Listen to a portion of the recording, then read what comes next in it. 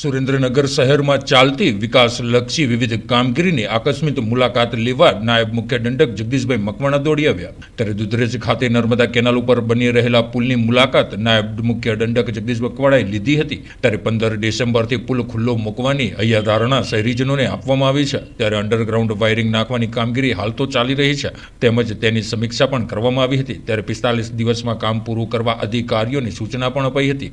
ત્યારે જો વાત કરીએ તો સુરેન્દ્રનગર શહેરી વિસ્તારોમાં ચાલતી કામગીરીનું નિરીક્ષણ કરવા માટે નાયબ મુખ્ય દંડક જગદીશભાઈ મકવાણા દોડી આવ્યા હતા. ત્યારે સુરેન્દ્રનગર સિટી વિસ્તારમાં હાલના તબક્કામાં અંડરગ્રાઉન્ડ વાયરિંગ નાખવાની કામગીરી શરૂ છે અને 3 કરોડ રૂપિયાના ખર્ચે આ કામગીરી પીજીવીસીએલ વિભાગ દ્વારા કરવામાં આવી રહી છે. ત્યારે શહેરમાં ખુલ્લા વાયરિંગને અંડરગ્રાઉન્ડ કરવા માટે પ્રથમ તબક્કામાં 2 ફીડરો લેવામાં આવ્યા છે, જેમાં સૌ પ્રથમ સરકારી કચેરીઓમાં વીજળી પૂરી પાડતું ફીડર કરવામાં આવ્યું છે અને તેમાં અંડરગ્રાઉન્ડ વાયરિંગ કરવાની કામગીરી હાથ ધરવામાં આવી છે.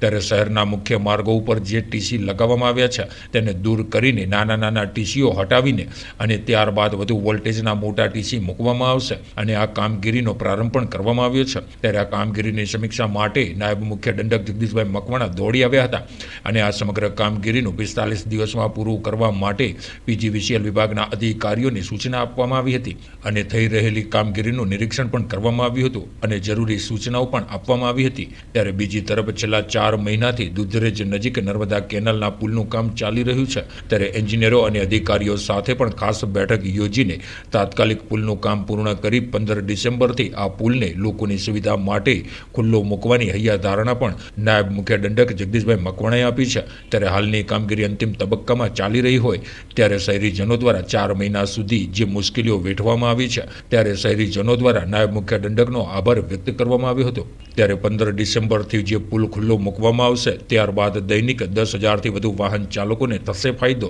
જેમાં કચ્છ, માલવણ, પાટડી, બહુચરાજી, ધ્રાંગધ્રા જવા માટેના વાહન ચાલકોને ફાયદો થશે અને એસટીની બસોને પણ બસ સ્ટેન્ડ સુધી આવી શકશે, જેને લઈને મુસાફરોને પણ ફાયદો થશે. ત્યારે 15 ડિસેમ્બરથી પુલ ખુલ્લો મૂકવાની તૈયારી નાયબ મુખ્ય દંડક જગદીશભાઈ મકવાણાએ દેખાડી છે. સુરેન્દ્રનગર શહેરને જોડતો જે સૌરાષ્ટ્ર નર્મદા જે મેઇન બ્રાન્ચ કેનાલ છે એના ઉપરનો આ બ્રિજ જે જર્જરિત થઈ ગયેલો, એના કારણે નર્મદા વિભાગ દ્વારા આ બ્રિજને બંધ કરવામાં આવેલ. જે અંદાજે 5 મહિના પહેલા આ બંધ કરેલ બ્રિજ, જેને 105 દિવસ પહેલા 24મી ઓગસ્ટ 2025ના રોજ મેં પોતે જ અમારી ટીમ સાથે આ બ્રિજના કામનું ખાતમુહૂર્ત કરેલું. આજે જ્યારે અહીંયા બ્રિજની મુલાકાતે તો અનેક વખત આવ્યો છું, પણ જ્યારે આજે લાસ્ટમાં આવવાનું થયું છે ત્યારે આ બ્રિજને 105 દિવસથી જેનું કામ શરૂ છે, વચ્ચે ચોમાસાની ઋતુના કારણે વરસાદ પણ ખૂબ લંબાયો, એના કારણે પણ વચ્ચે કદાચ એકાદ મહિના જેટલું કામ બંધ રહ્યું હતું અને હવે આ પુલનું કામ એ પૂર્ણતાના આરે છે.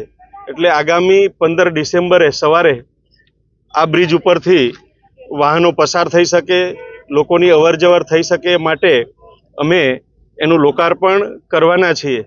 શહેરની જનતાએ પણ આ બ્રિજને બનતો ત્યારે ખૂબ જ સારો એવો સહકાર આપ્યો છે.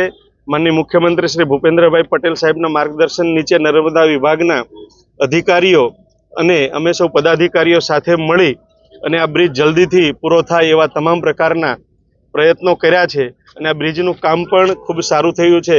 215 ફૂટ જેટલી લંબાઈનો આ બ્રિજ 1,23,00,000ના ખર્ચે નિર્માણ પામ્યો છે અને પુનઃ આ બ્રિજ ચાલુ થતાં લોકોને અહીંયા મુસાફરી કરવામાં અને અવરજવર કરવામાં ખૂબ સારી એવી સગવડતા પ્રાપ્ત થશે. तो व्हाट्सएप, ट्विटर, फेसबुक, इंस्टा जहाँ भी आपका अकाउंट है, इसे शेयर बटन के द्वारा वहाँ पर शेयर करें.